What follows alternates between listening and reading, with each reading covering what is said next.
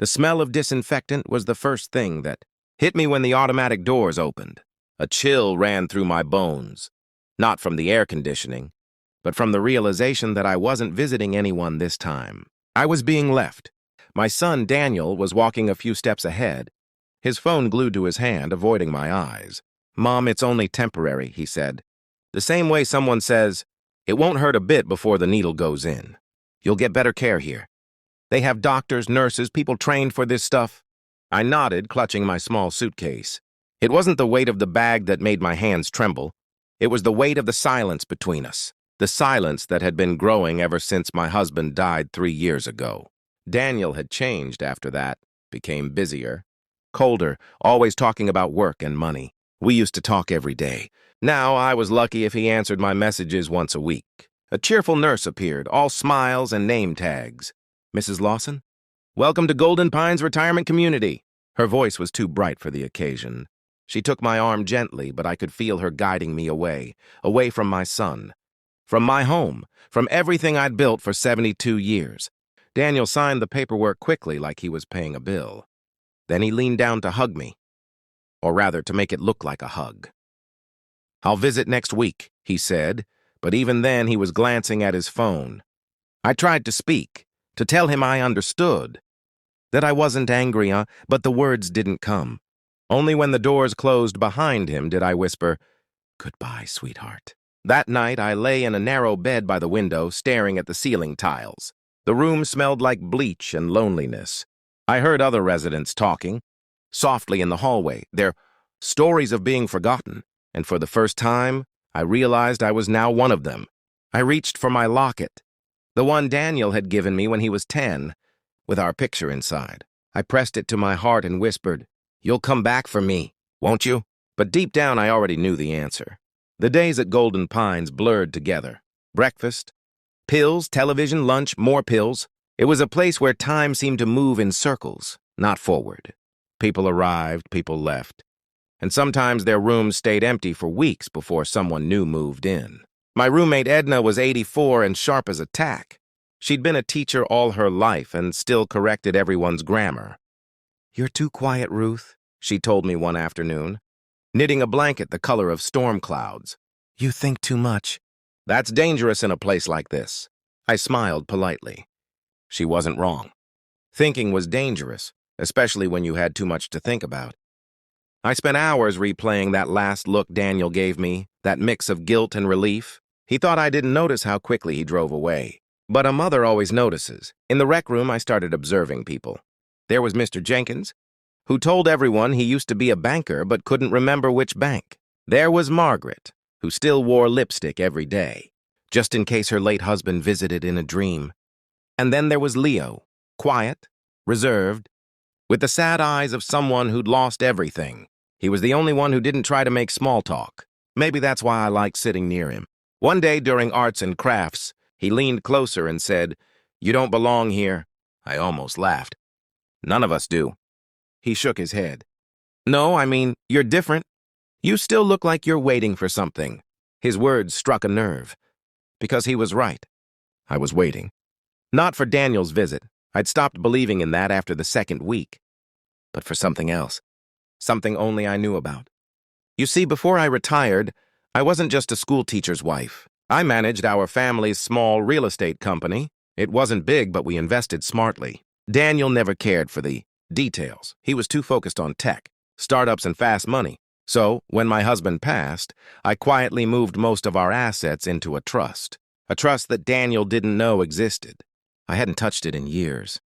But recently I'd received a letter from my lawyer, an update reminding me that the trust would become public upon my death, or upon my request. Sometimes at night I'd think about it, about the irony of being left here by a son who believed I was broke. He thought this place was a burden off his shoulders. He had no idea it might one day belong to me. As the rain tapped against the window, I whispered to the dark, maybe it's not too late to teach him one last lesson. It had been almost 2 months since Daniel dropped me off.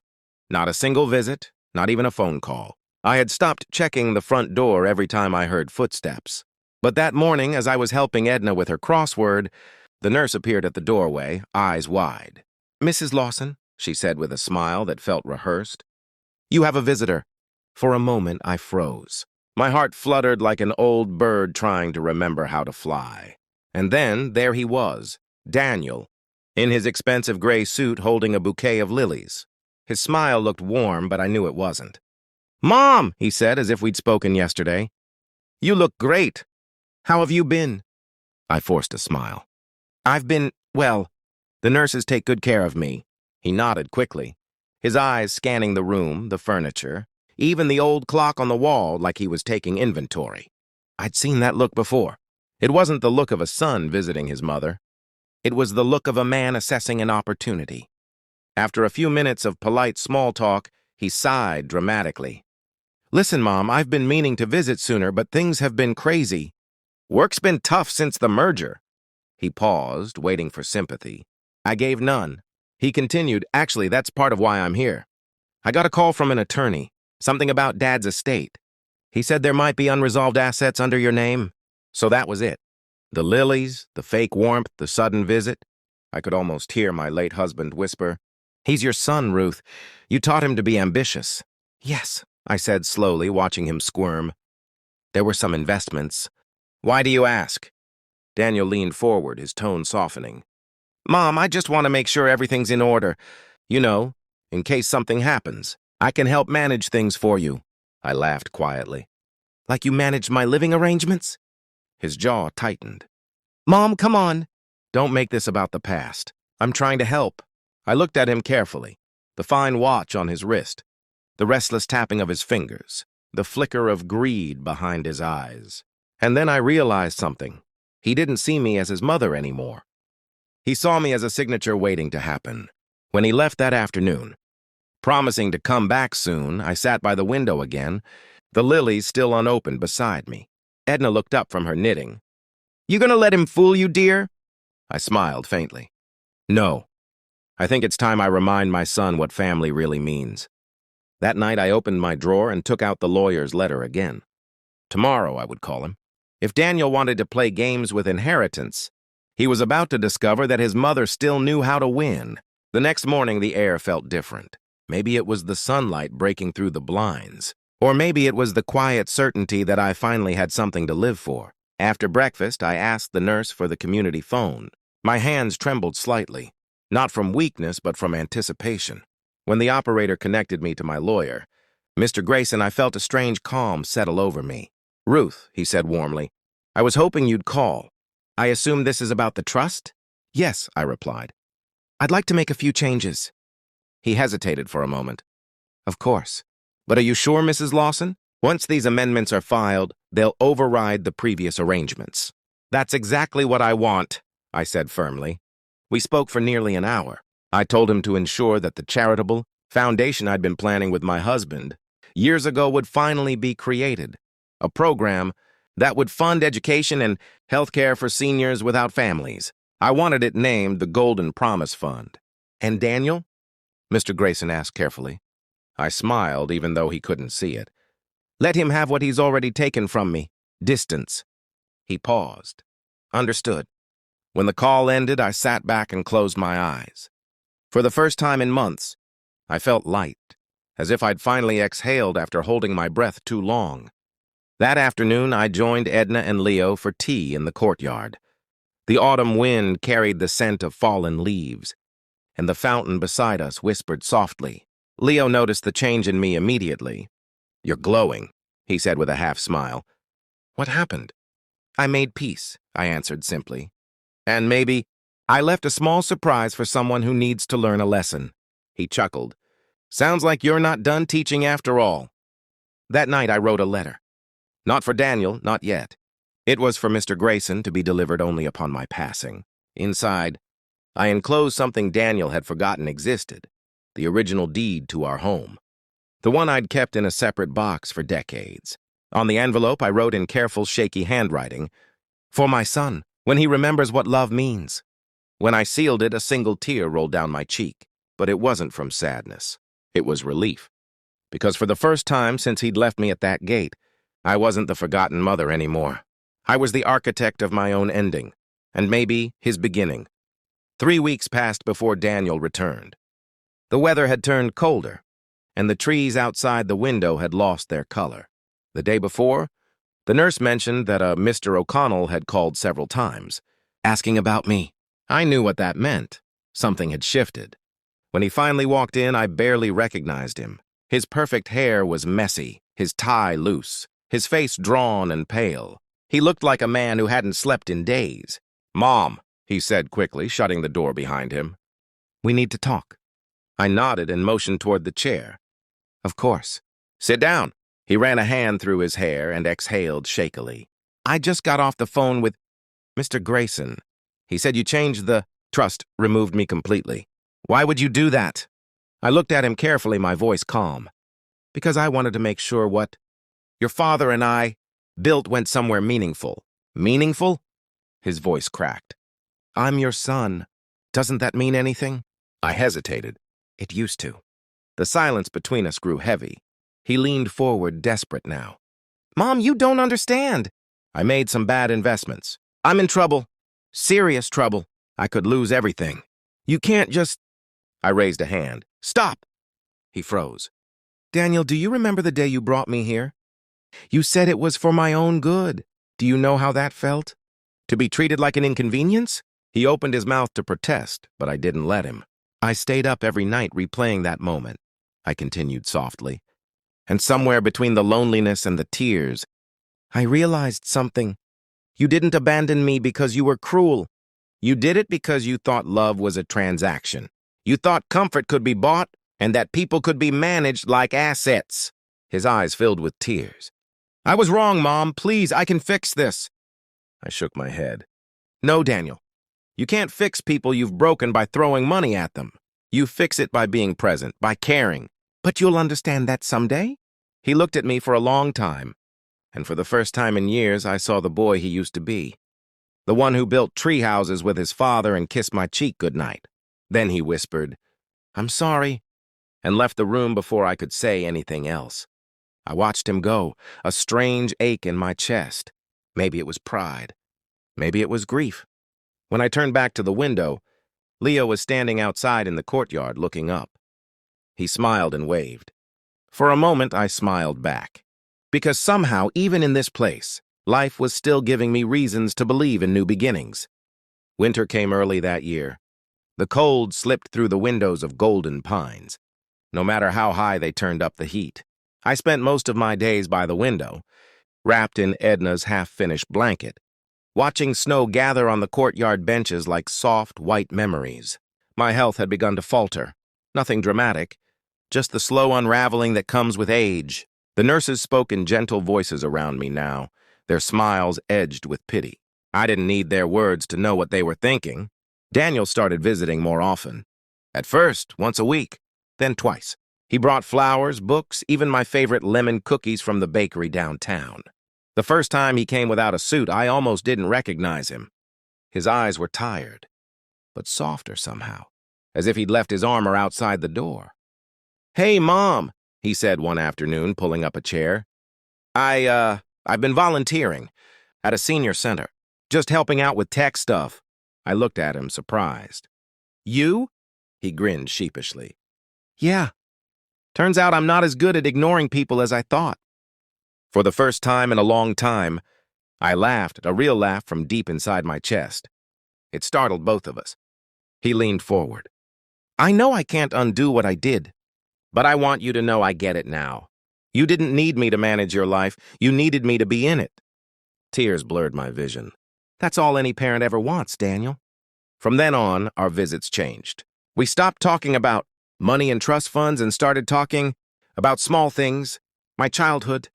His father, the time he broke his arm trying to fly off the garage roof with a blanket as a parachute.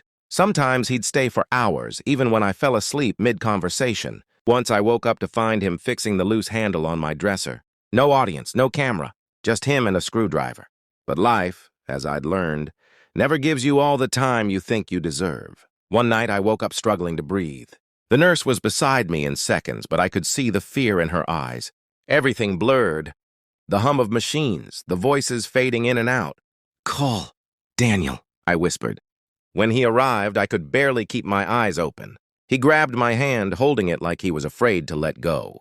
"I'm here, Mom. I'm not going anywhere." "Not again." I smiled faintly. "I know." And for the first time, I believed him. Outside, the snow kept falling, soft, endless, forgiving. The call came the day after Mom passed. I didn't expect it. A nurse from Golden Pines reached me in a tone that made my stomach tighten. "Mr. Daniel," she said gently, "there's a letter for you." "From your mother?" "She wanted you to have it now." I froze. My mind raced, recalling all the months I'd spent with her and the resentment, the visits, the guilt I tried to hide under fake smiles, and now a letter. When I opened it, the handwriting made my chest ache. It was hers, steady, deliberate, and filled with purpose.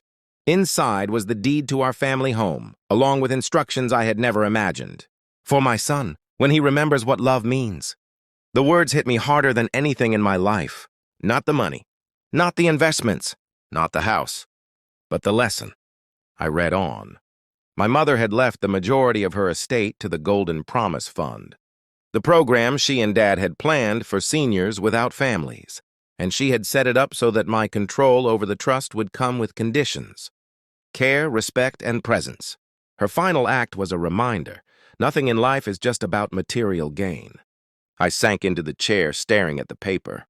For years I had thought that wealth or convenience measured my success. But here was my mother, showing me that legacy is measured by kindness, patience, and the love you leave behind. Tears rolled down my cheeks as I whispered her name. "Mom, I understand now." The house, the money, the trust, they were all hers, even in death. And I had to accept that I had been given more than an inheritance. I had been given the chance to change, to be the son she always needed me to be. For the first time, I realized that her quiet strength had outlived my arrogance. And in that moment, I vowed never to forget. Mom had taught me one final lesson, one that no amount of regret could undo, but one that I could honor for the rest of my life. Months passed, and life slowly moved forward. The house, now in the hands of the Golden Promise Fund, had become a community center for seniors, just as Mom had envisioned. Her legacy was alive, a place where loneliness was softened by laughter, where stories were shared, and where small acts of kindness created ripples of hope. Daniel visited often, no longer out of obligation, but out of genuine care. He helped organize events, assisted with technology for the seniors, and listened, really listened, to the stories of those who had nowhere else to go. One afternoon, standing in the courtyard where snow had given way to spring flowers, he whispered to himself, "I hope I'm making her proud." And he was. Though Mom was gone, her lessons remained. Her foresight, her quiet strength, and her insistence on integrity had shaped not just a fund, but a man who finally understood what it meant to love and respect others. Daniel began to write letters, not legal documents, not memos, but letters to the seniors, sharing memories, encouragement, and laughter. He discovered the joy in giving without expecting anything in return, the kind of joy his mother had always embodied. Every time he walked through the halls of the community center, he felt her presence. Her wisdom lingered in the small things, the way the chairs were arranged, the smell of fresh coffee in the morning, the smiles that greeted him at every corner. And sometimes when he paused at the garden she had planned, watching the sunlight glint off the benches, he could almost hear her voice, calm, gentle, proud. "You've learned, Daniel. You've become the son I always hoped for." He smiled, feeling both the ache of loss and the warmth of redemption.